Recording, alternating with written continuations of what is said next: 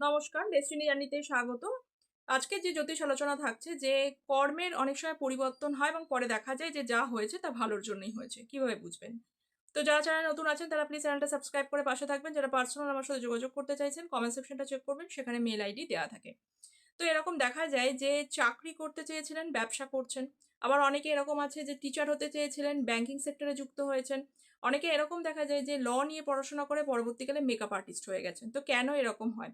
প্রথমত হচ্ছে যে কর্মের যে জায়গা সেটা কিন্তু আগে বিচার বিশ্লেষণ করতে হবে। ষষ্ঠ ভাব থেকে চাকরি বোঝায়, সপ্তম ভাব হলে হচ্ছে ব্যবসা বোঝায় এবং পঞ্চম ভাব থেকে কিন্তু প্রফেশনাল ফিল্ড বোঝায়। এছাড়া হচ্ছে দশম ভাব, একাদশ ভাব, দ্বিতীয় লগ্ন এই সমস্ত ভাবগুলো কতটা সুন্দর আছে তবেই সেই বিষয় নিয়ে কতটা ভালো কর্ম আপনি করবেন সেটা বিচার করা প্রয়োজন।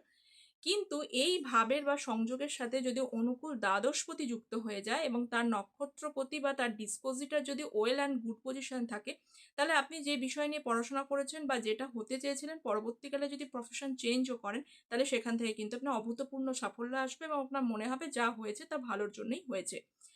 তো এই কারণে আপনি কর্ম শুরুর আগে বা কোন বিষয় নিয়ে পড়াশোনা করলে আপনি সঠিক কর্মটা, সঠিক প্রফেশন চুজ করতে পারবেন তার জন্য অবশ্যই কিন্তু একবার বিচার করে নেওয়া প্রয়োজন। তো আজকে এই পর্যন্তই। সকলে ভালো থাকবেন। Thank you so much.